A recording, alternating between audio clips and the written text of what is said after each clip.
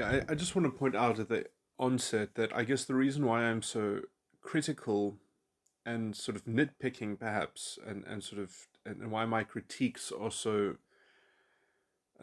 well, I guess they're not only detailed, but they're also laborious and repetitive, is because I care a lot about what Bret is trying to do. And sort of my mind is often in that kind of frequency of trying to imagine a solution to problems. And I do think that a lot of what the impetus or the motivation of what Bret has is pure and good. But yeah, okay. But I have a lot of sort of niggling points of contention, and I do think that he's missing the mark on many sort of different fronts. So I guess hopefully I'm being helpful by pointing these things out.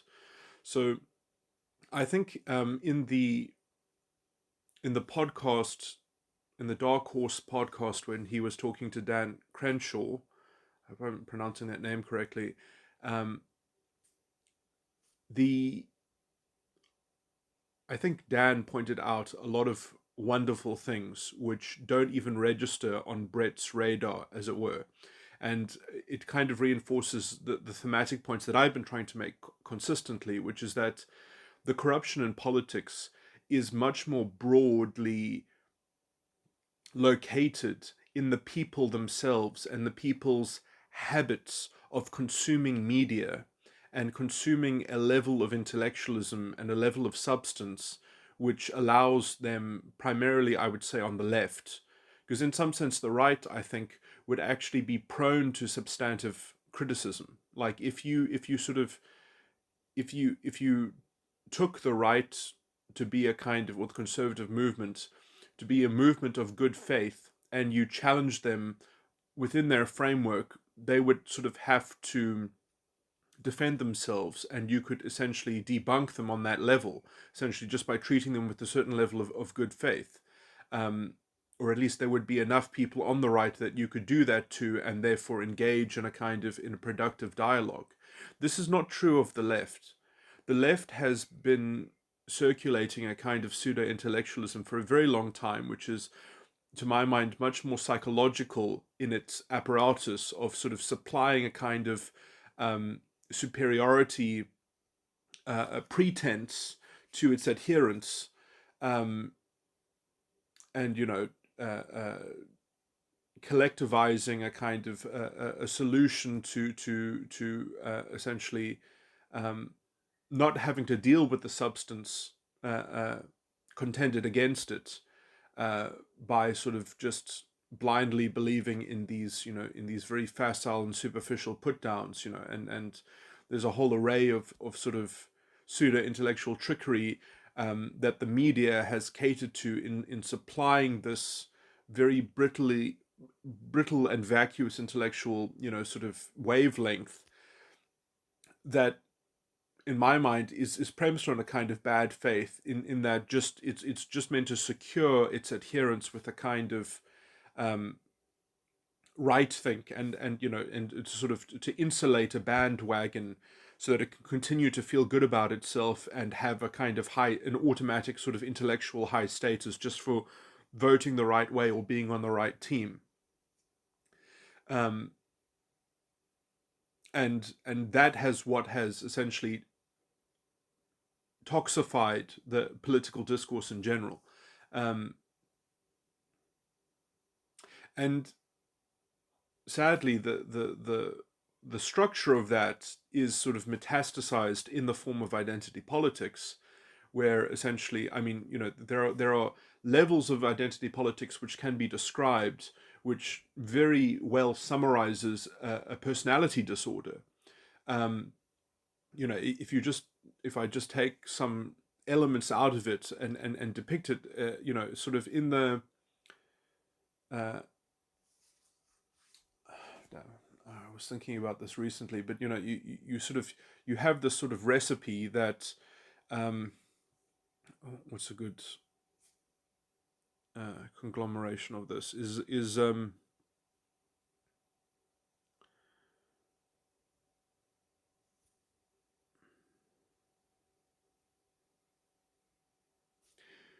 you have this game that you're playing where other people have to use your words, and if they don't use your words, then if they don't duplicate your understanding, then like what they are doing is putatively, sort of kind of is one step away from being unlawful, or one step away from having the law changed in order to outlaw their speech, their hate speech. So you've got all this sort of leverage together, and then you've got sort of psychiatrists um, creating this really sort of cherry picked, sort of strange sort of argument that, well, um, under this hypothetical contemplative, sort of vision of how society could be run, we could be minimizing danger to a certain section of a vulnerable population. And so you've kind of got this very strange sort of like mafia protection scheme that translates into a political movement. Um,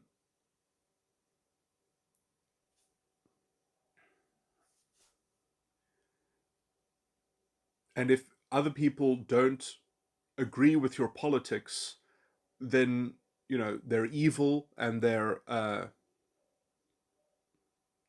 one step away from the law being reconfigured to actually sort of enforce compliance with this right think, and with this bandwagon. And it also gives to people a kind of a cheap form of sophistication. It allows everyone to become political. And I mean, this is the great sort of tragedy of politics, is that many people, they don't have the maturity, they don't have the inclination, they don't have the interest in having a kind of ethical framework in which politics can be discussed, in which they can be part of a political dialogue. Not everyone is resonant or attuned to that kind of engagement. They're simply not interested. But under this sort of new culture, where everyone is this kind of de facto political animal in this, in the kind of in the cultural ethos of identity politics, that everything is reduced into a kind of political um, reductive interpretation in which politics is centered around identity. Um, there's this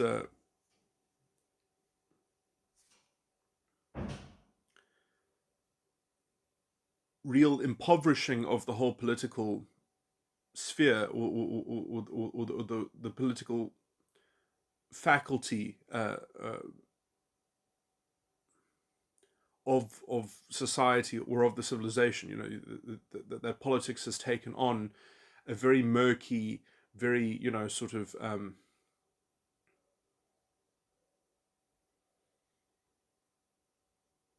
and so, I mean, it's sad because you have to start off with by almost radically defending liberal values, classical liberal values, in order just to kind of reinitialize an actual genuine political discourse, because it's already been so undermined and subverted, um,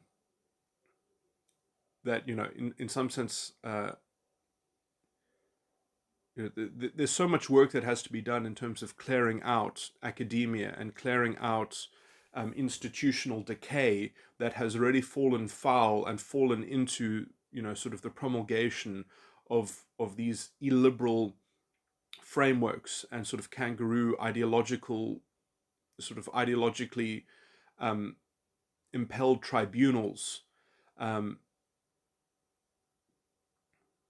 you know, very clear lines, or in some sense, I think that some way forward would also be to start to establish um, rules of conduct, or kind of constitutional, when I for institutions, a kind of constitutional framework that is adversarial to these kinds of illiberal encroachments.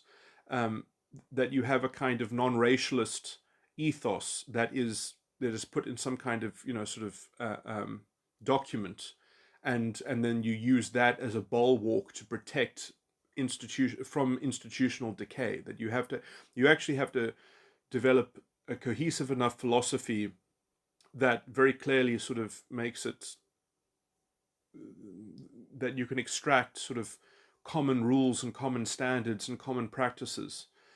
So at least then there can be a structural challenge when perhaps in some places the law is changed, or where people seek to change the law in order to racialize it and such. Um, but well, I have some disagreements with how Bret has discussed some of these issues, because even I think Bret has already fallen into some of these traps in which you can't actually really embrace non-racialist culture and ethos. When you sit with the challenges as he has reduced them, or he has described them as systemic. I mean, I it's not as if that's a necessarily invalid way of describing it, but it's certainly an insoluble way. It's an intractable way of describing the problem. And that kind of sensitivity, the sensitivity that there is a certain level of bootstrapping, um, of determinism, of self-determinism, that is required in order to even have a liberal project. And if you're going to sort of hypothetically or contemplatively reduce that into a kind of systemic complaint, there's, I mean, then the kind of government that then, or the kind of politics that then becomes, that is conducive with that framing, is not a liberal politics.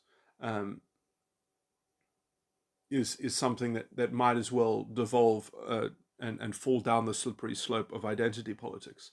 And essentially the only thing that Bret gains from talking about things like systemic oppression in some sense is the idea that you can essentially obscure dealing with the problem of rehabilitating people's self-determinism to some degree, or at least dealing with that as a primary or proximate piece of the puzzle, which I think is also a negative repercussion of talking about systemic oppression, because in some sense, if the first task is not to rehabilitate that sense of self-ownership and accountability, you're dealing with a kind of infantilized section of the population. And there are also conceptual paradoxes in how you even set up the systemic oppression sort of framework. And it sounds easy, it sounds seductive to frame problems like that, because then you don't have to imagine that the proximate piece of the puzzle is the lack of self-ownership and self-determinism. You kind of, you paper over that element of the problem, which really is the central part of the problem to a large extent. And this is all obviously obscured when Bret talks about, oh well, bad luck has to be evenly distributed, which that's a paradoxical proposition.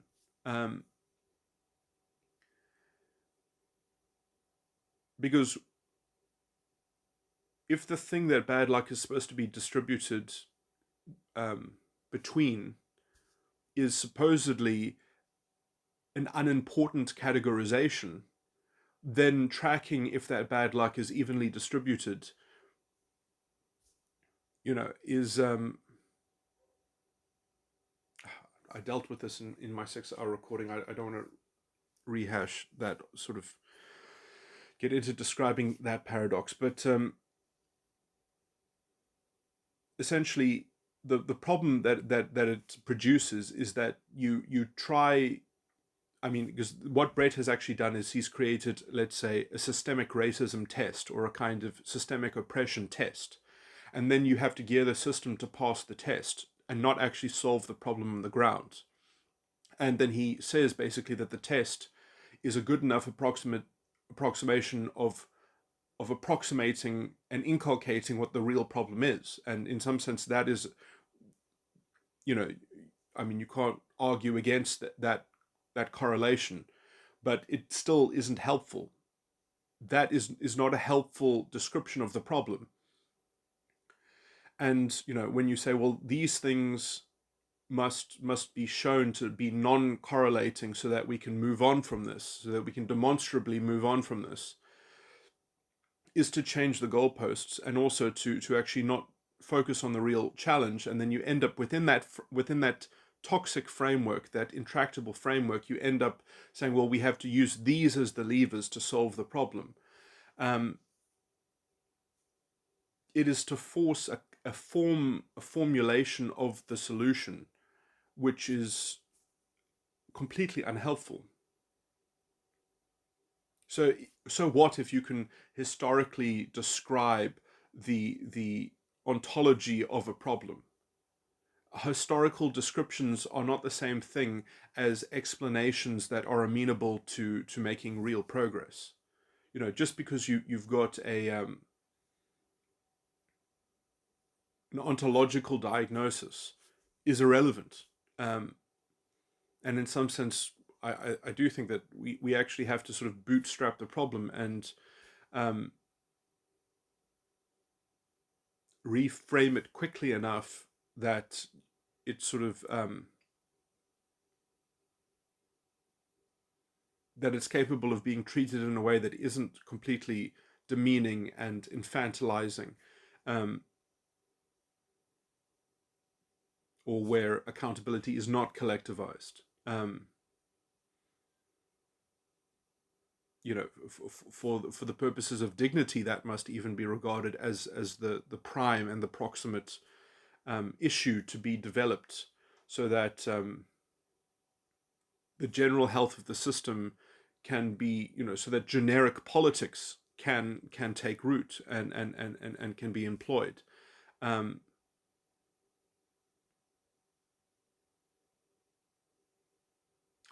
Anyway, there are stronger forms of what I've just said in terms of how what I've just said can be articulated, but let me just move on. Okay, that's a bit of a tangent. So Dan Crenshaw was talking to Bret.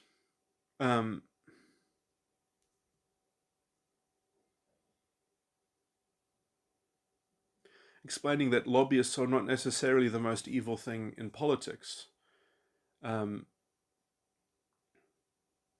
I mean, I do think that the real problem in politics is journalism, is the weakness of journalism, and let's say the kind of the fundamental capture of the system.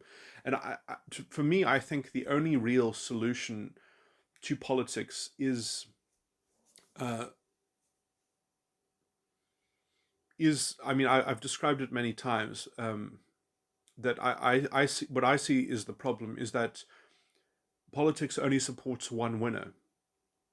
That if you try to gain office and you lose, then you're out of a job, you're out of a salary.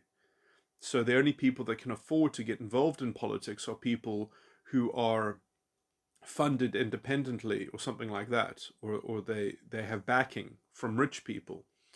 And that, I think, is a sort of a fundamental problem. But there's also another problem which could be solved at the same time as solving that problem. Is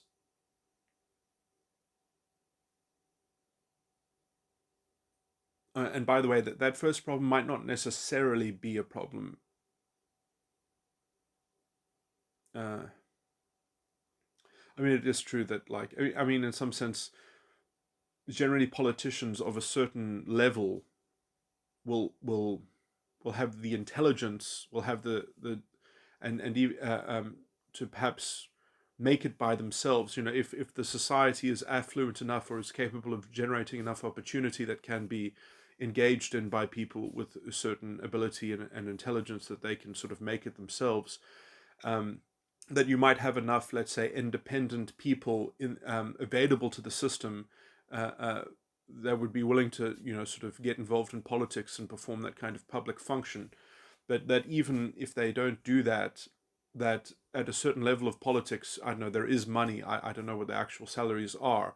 So, that people will will will naturally become, they will, if they started off at a low rung in the socioeconomic sort of ladder, they're going to become a kind of more representative of the upper class than the lower class when they get involved in politics at a certain level. And so on some level,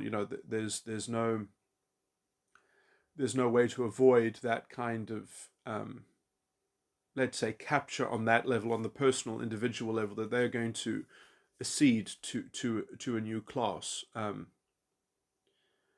therefore perhaps have different class interests.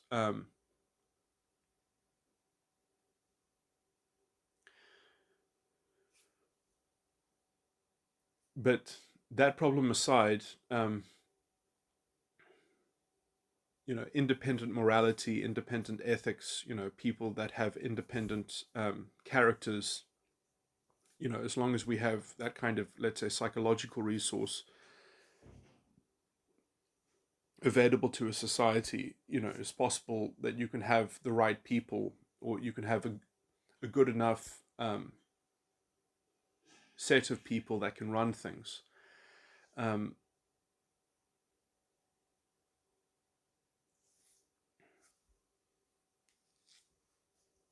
would say the main problem is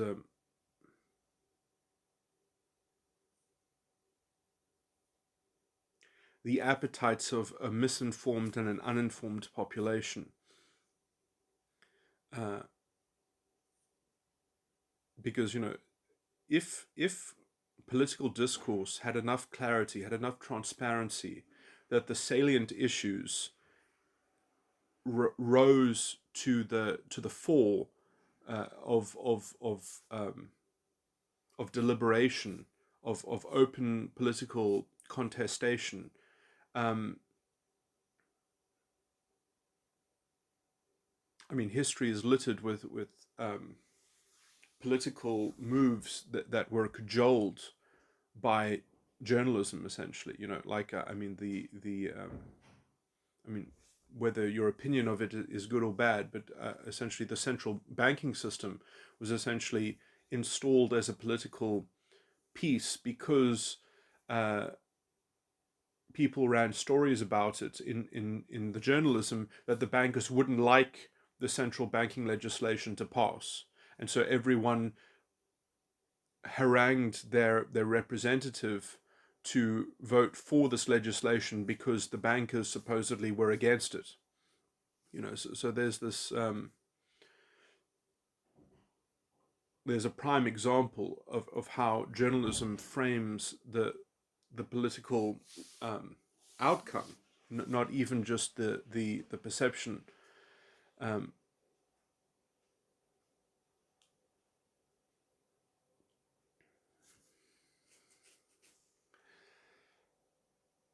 but yeah, so if there was a way to have a kind of a shadow parliament or a shadow body of Congress, that where the losers would go, where the runners up would go, and then they would conduct shadow debates and shadow policy think tank, sort of things, that essentially you could supplement policy uh,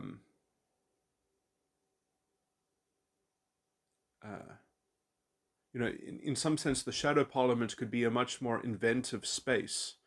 I mean, it doesn't also necessarily have to be conducted from a kind of from the public. This doesn't have to be set up or systematized or structured in terms of the general sort of electoral system.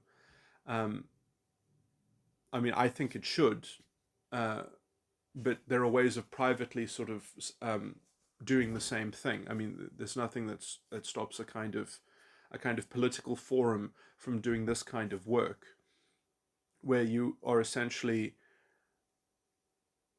creating a broad enough kind of a political outlet that is making policy choices, is airing policy considerations and policy choices, and refining and being the testing grounds for for solutions to problems. And therefore, once those solutions have sort of gone through their their paces, that then they can this forum can apply its collective, sort of voting block mentality to impress that solution within the political arena. That therefore, essentially, this would be the same function as a shadow parliament or a shadow Congress, is that if you liked the debates that were happening in the shadow Congress, if they were more substantive, if they had a sharper edge to them, then essentially there would actually be an adversarial, competitive alternative to the status quo of politics. There would be also a source and a platform of more substantive policy debate, because there would be no purpose to filibuster in a shadow Congress, because they would have essentially no other power than to publicize and to essentially elaborate the ideological threads of political positions, and to perhaps do more creative work of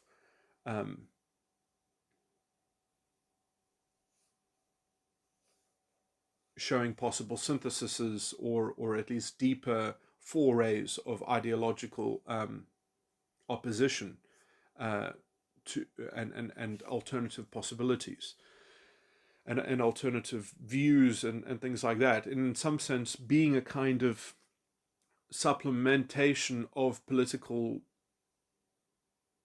the kind of political. I mean, in some sense, I feel like this is needed to counteract the left-wing media in general, the so-called left-wing media, which is just vacuous and hollow. It's either completely vacuous and hollow, or it's this kind of completely delusional and insane, but considers itself to be utterly sophisticated in its obsession with these ideological frameworks of identity politics, and framing every issue in that light.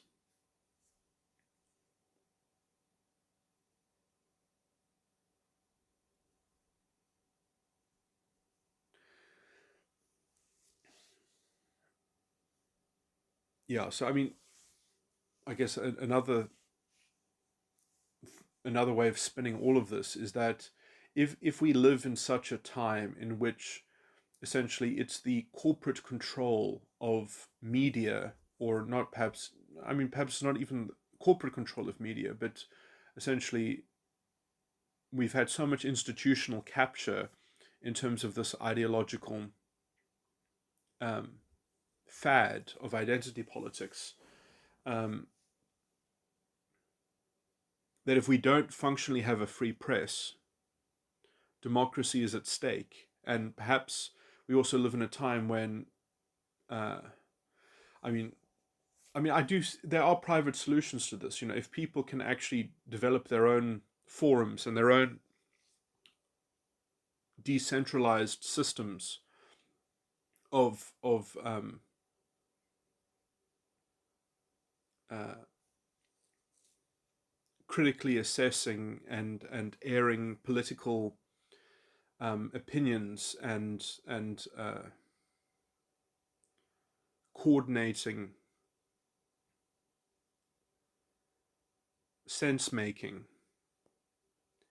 Um, if that hasn't developed because of money, because of sort of big impediments, or I mean, in some sense, I do think that the biggest impediment is that people need to pay for independent media. If people aren't willing to fund independent media, it's not going to exist.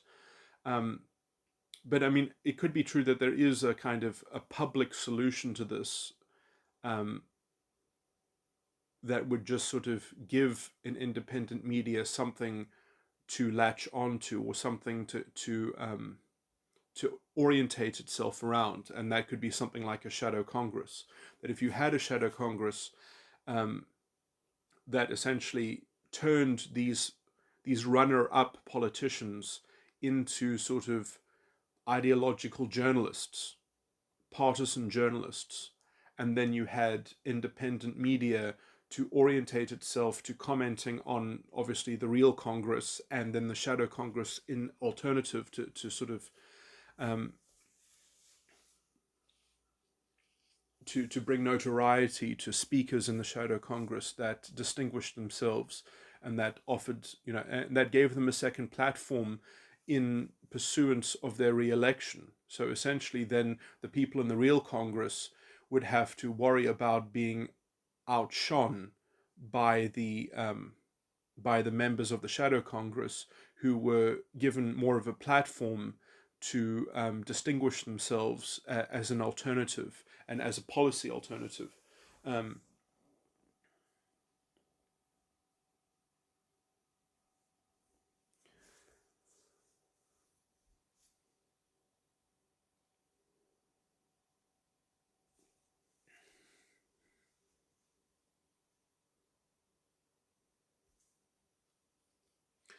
but yeah, I mean, the biggest problem that all these sorts of reforms, which I consider these to be the kind of the real substantive reforms, that you need some kind of reform of journalism, which is going to be still a slow process. It's not going to happen.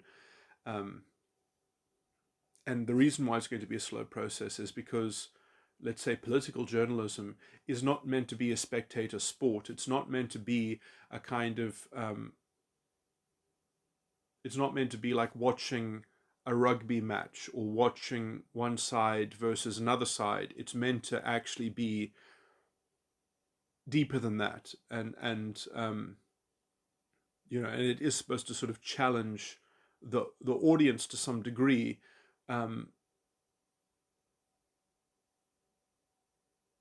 to challenge the thinking of the audience, or at least have the capability of doing that. I mean, or that's really the wrong way of framing. It's not necessarily important for it to challenge, but it's that, I mean, some people perhaps have intellectual temperaments where they have the patience, they have the tolerance to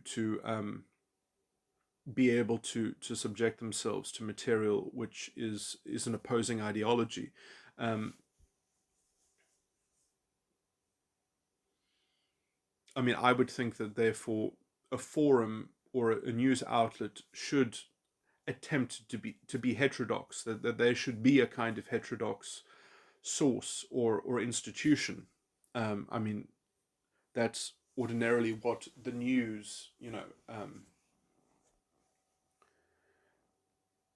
I would think almost needs to entail in order for it to. And in some sense, even Fox News attempts to essentially air the other side by inviting, let's say, people from across the aisle. Uh, Although I don't really know all the programming in Fox News, and I don't know. I mean, I just sort of watch Tucker Carlson because, I mean, he's there essentially constructing counter arguments the whole time, and essentially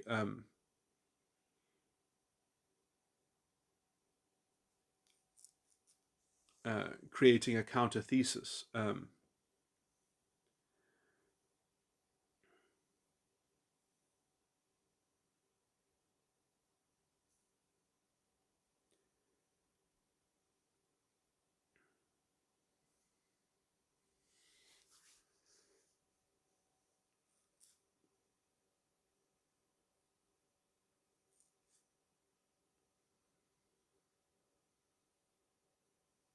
But yeah, I mean, the biggest impediment to moving on from this is the people themselves. Like, I don't think people realize just how much political corruption is baked in to the political culture that people have subscribed to. And I'm even pointing at Bret when I say this, because of his sophisticated reading of systemic oppression, uh, which, he can talk about it eloquently and it still leads to the same intractable, insoluble reduction of the issue. in which, you know, you're framing it so that you have to disagree with history, you have to counteract history, you have to take responsibility for people, for their prospective futures in the present. You have to adopt that on the system.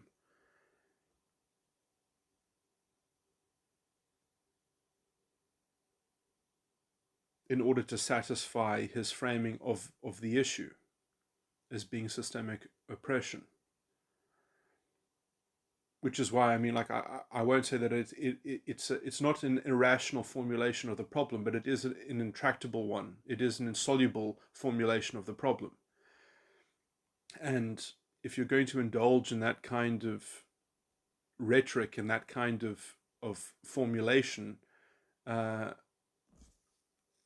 mean, you're not engaged in a democracy, essentially. I mean, you are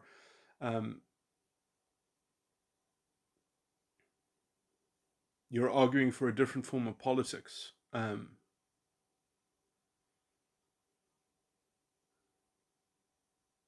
in as much as that you can be sensitive to the seeming appearance of those dynamics, which therefore make democracy problematic or something like that, you know, you need to take the fastest, most necessary steps to end that kind of systemic adoption of other people's accountability. You know, you need to be able to treat these people as classically liberal functioning units within a democracy. I mean, otherwise, if you're going to treat them differently, then you really have to, I would say, suspend their voting rights at the same time, because it doesn't make sense. Like, you've really basically sort of shattered the mold of a republic.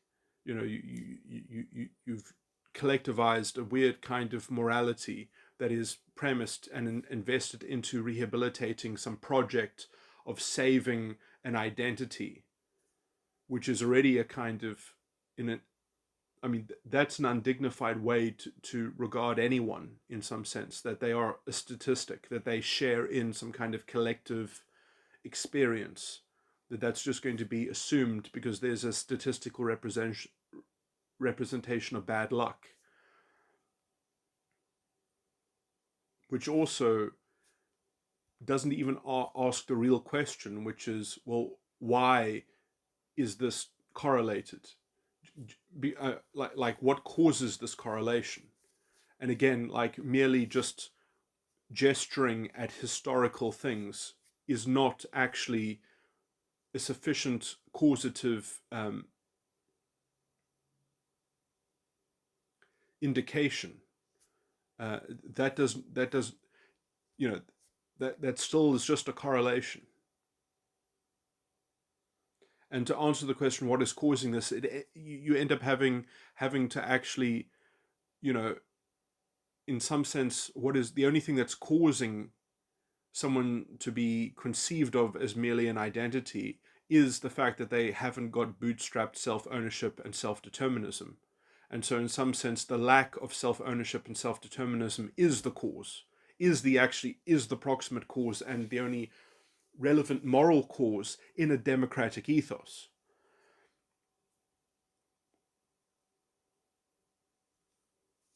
Or the ethos of a shared republic.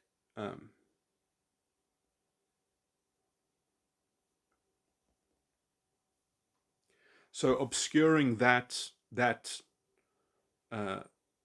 important ethical framework is because it's easier essentially to subvert people's self-ownership and self-determinism, because then essentially you can make excuses for them, and you can sort of collectivize their plight in something that has to happen in some kind of general aggregated sense, that action has to be done on their behalf, that they need to be saved by some kind of furor, essentially, that the system must specially promote their interests as an identity.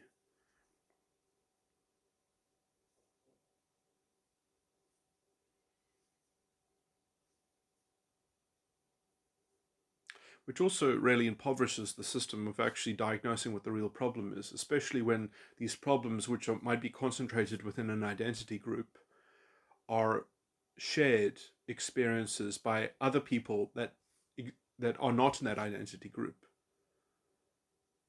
And essentially, the concentration of the bad luck is uh, is potentially meaningless.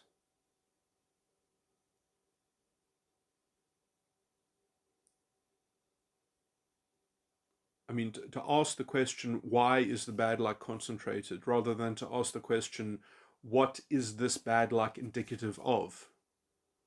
What is this type of bad luck indicative of? Is a completely different question. And the answer to the one helps you obscure and defer and divert the actual, the proximate solution of bootstrapping self-ownership and self-determinism. Whereas the question of why is it concentrated in this identity group is completely abstract. It's completely disembodied. I mean, that's just open to theoretical interpretation. You know, that's a post hoc, you know, sort of excuse that you can use ad nauseum. You know, there's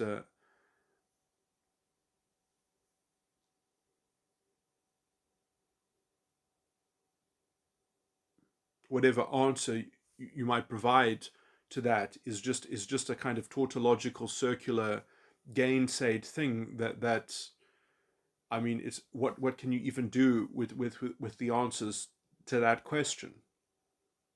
It's completely hypothetical, and there's no way to control for those things as well. Like whatever answer that might renders, like how would you process that? What organ would process that? It's not there is no institution that can process that on behalf of the people, on behalf of the people that it supposedly um, relates to. It becomes a kind of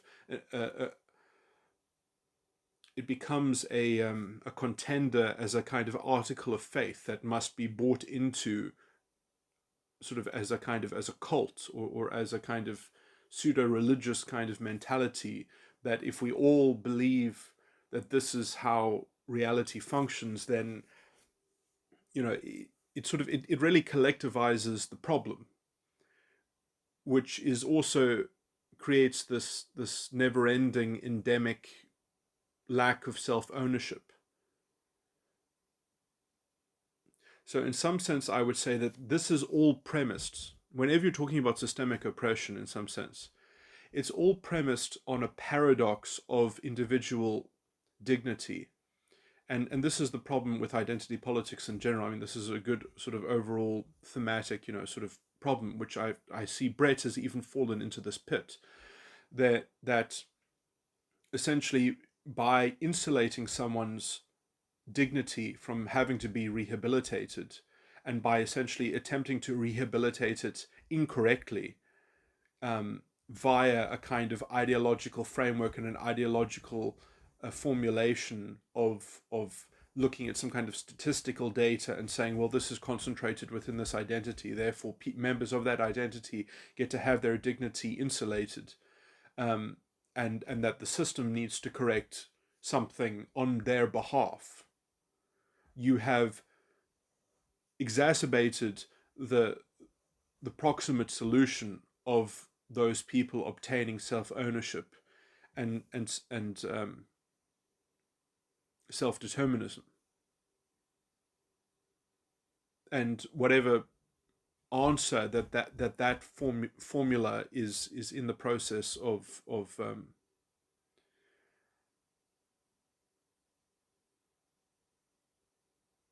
delivering, is going to be delivered via institutions to the identity. It's identity centric. It's not individual centric. But whatever thing is meant to be delivered to the identity is meant to rehabilitate the individual underneath the identity, but via that corrupt, morally corrupt framework.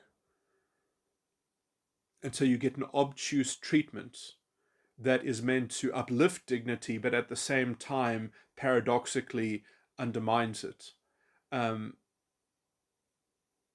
and these are the ingredients of the disgusting double standards and hypocrisy and the self-fulfilling prophecy and devastation and destruction that identity politics, is a party to, and also why, sort of fascism sort of reinvigorates itself. Fascist ideology sort of, with just its small seed, will always kind of blossom into the same decrepit tree of death. That the conspiracy always gets more diffused into the ether, um, and the solution of the identity becomes, and things that the identity needs just grows and grows. um, and this is a political formula as well for corrupt governance and corrupt leadership, um, because you can always pander and peddle this kind of ideological sophisticated framing, and you seem to be giving leadership to the people, you seem to be providing governance to to the people, and you're insulating them at the same time, you're protecting them from systemic forces and things like that. And I mean, I must say that I haven't spoken about it, but I mean, this is why it's people, I think, are rightly skeptical about arguments of global warming and things like that, because it's just so convenient that in the same way that when you're talking to an identitarian, that the first thing they do is they try to convolute your dignity, they try to destroy, they insult you essentially, they they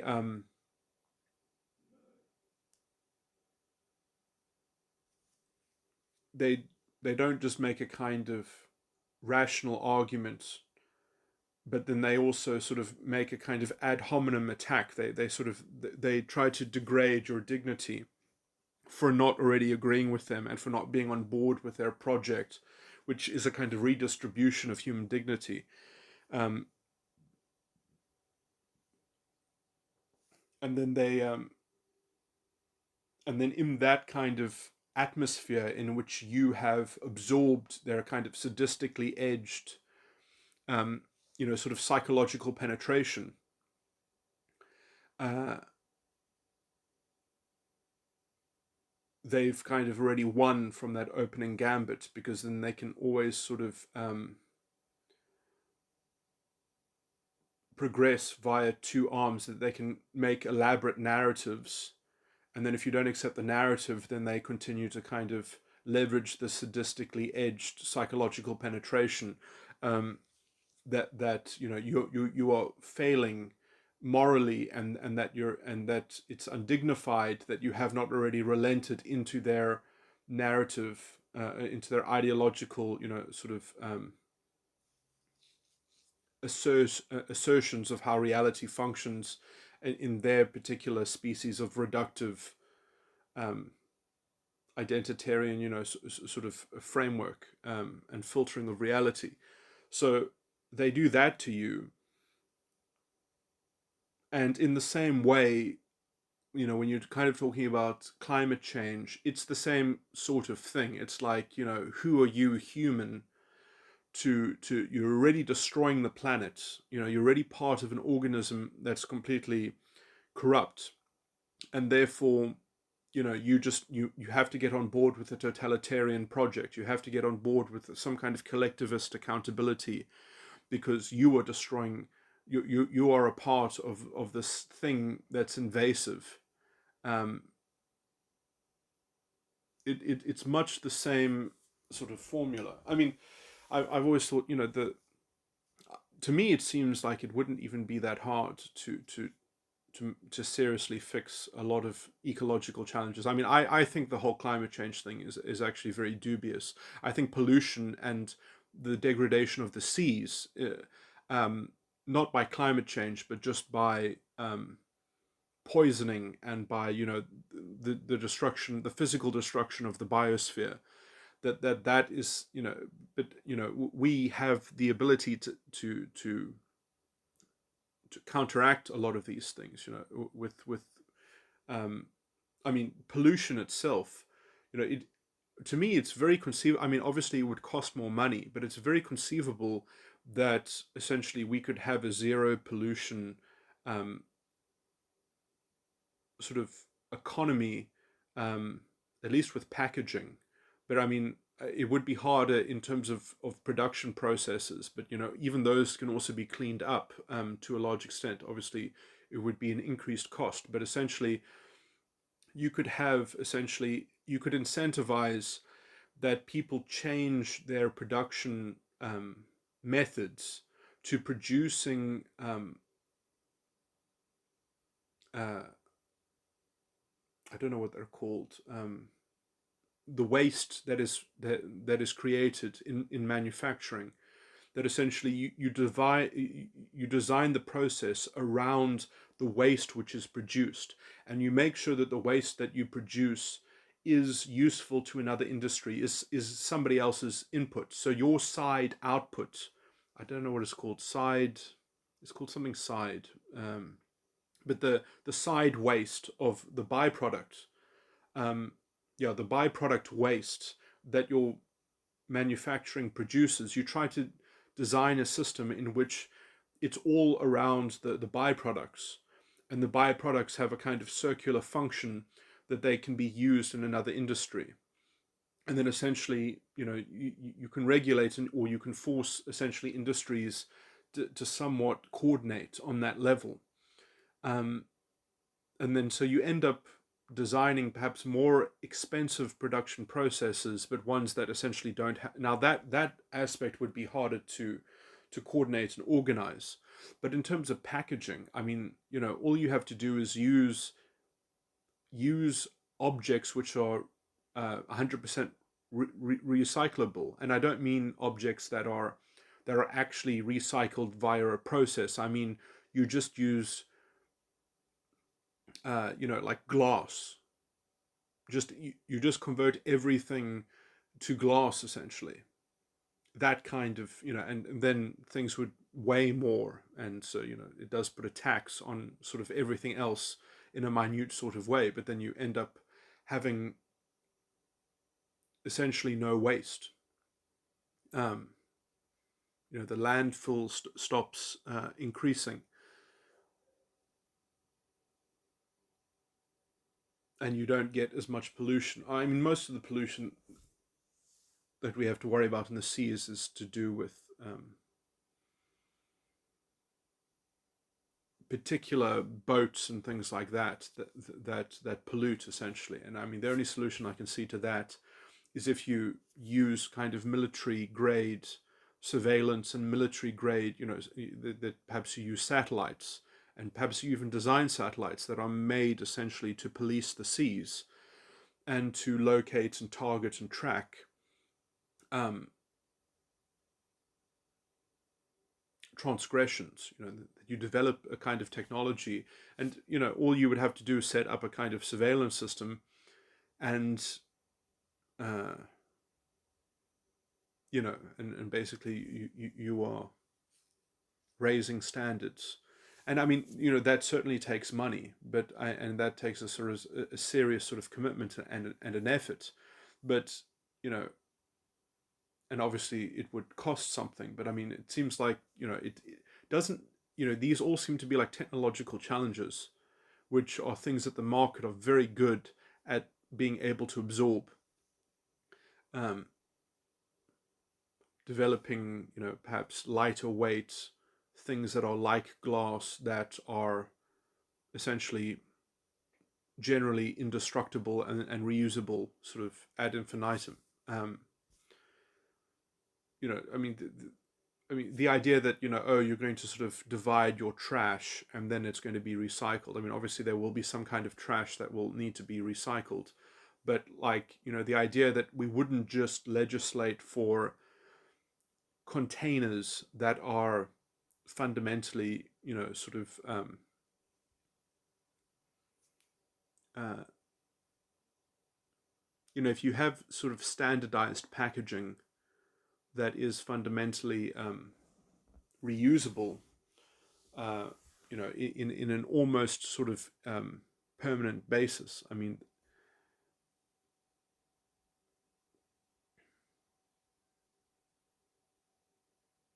you would just add a different kind of industry that goes into supporting the kind of the circulation of these standard sort of objects, standardized objects.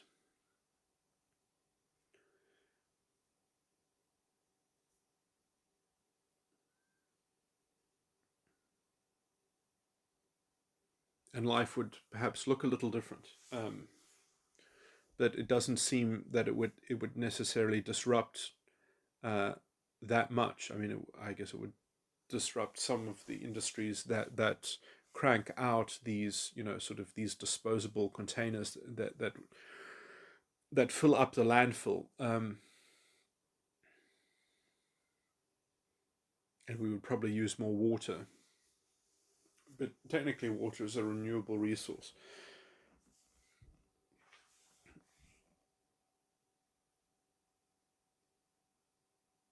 I guess you could also use some forms of non-potable water, seawater perhaps. Anyway, horrible tangent. But it seems that there are much more sort of obvious, serious solutions to all these things, and to my mind, a lot of this never-ending proselytizing is a kind of invidious form of psychological undermining that seems to be part of this general slide into a kind of totalitarian ideological mindset in which we need to kind of collectivize accountability. A lot of these solutions would be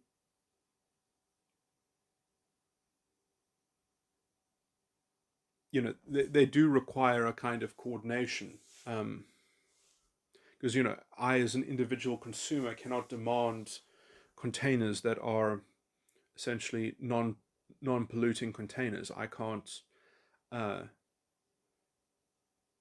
coordinate industries to coordinate their byproducts, or whatever that's called.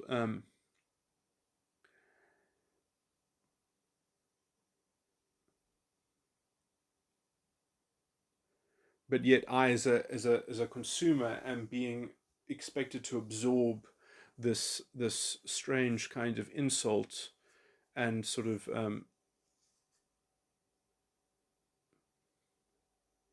and I have to sort of do all these weird sort of backflips, and I'm expected to sort of which are really insignificant aspects of solving the problem, which are really very minute, which are essentially it's a form of vanity in some sense. I have to sort of get into this ideological mindset of serving this kind of ideological vanity that I'm part of doing this insignificant work that really doesn't make a difference. Except if everyone else was equally enslaved by such an ideology, and everyone else was equally of a certain class, that we were equally yoked by that kind of ideological persuasion. It's I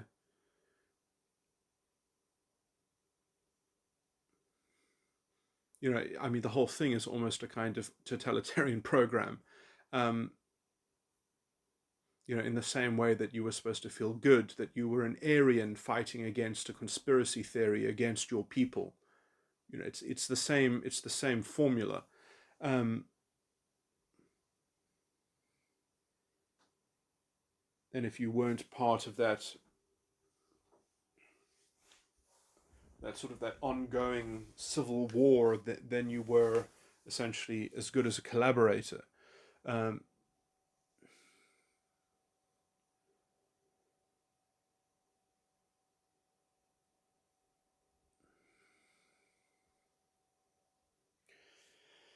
Anyway, I guess I should add as well that it's not that I don't believe that climate change is real. I just think that it has to do with coming out of the mini ice age. and it's not man-made, essentially. And yes, lots of things might be disrupted, but a lot of these things I think are natural. And actually, I do think that we need more carbon dioxide in the air, because if you actually look at the level of carbon dioxide, it was frightfully low. And in fact, it was so low that plant life actually starts getting threatened. I mean, at certain points, plant life actually starts dying off and releasing carbon dioxide as a way to kind of it's almost like a kind of homeostasis, inbuilt sort of feedback that facilitates plant. But I mean, essentially, more carbon dioxide means that we will have slightly better yields, and plant growth, uh, and it's also more natural. I mean, the average level of carbon dioxide on this planet generally is much higher than where we have it at the moment. I mean, usually this planet is actually much more sort of tropical. Uh, it's just that our immediate experience has been different because of the mini ice age.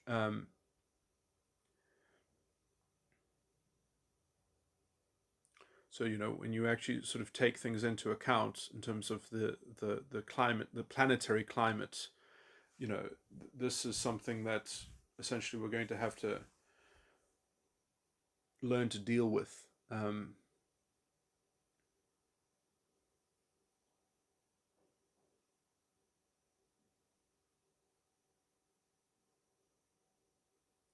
The climate is always changing, and the idea that uh, something that was actually a blip on the radar, the mini ice age, was not a part of, let's say, the natural cycle so much.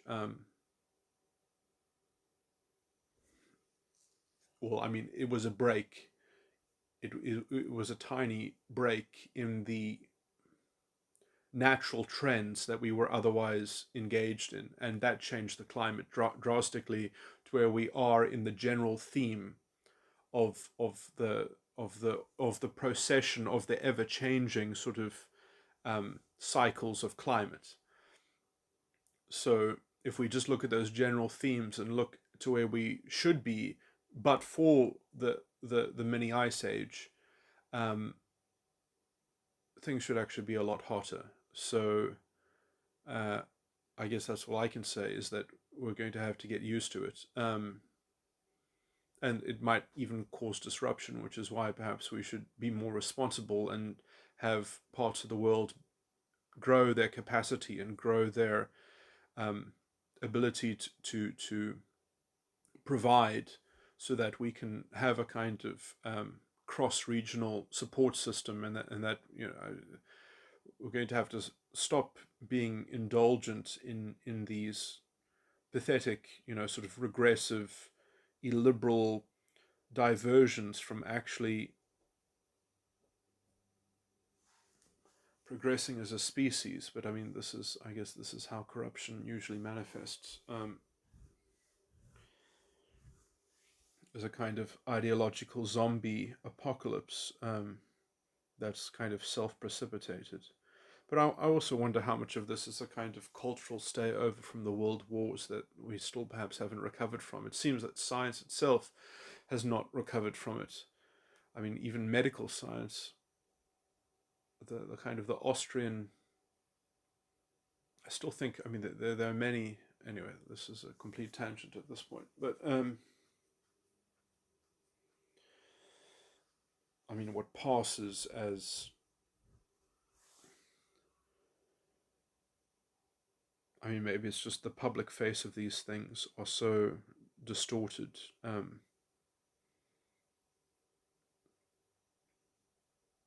to the actual state of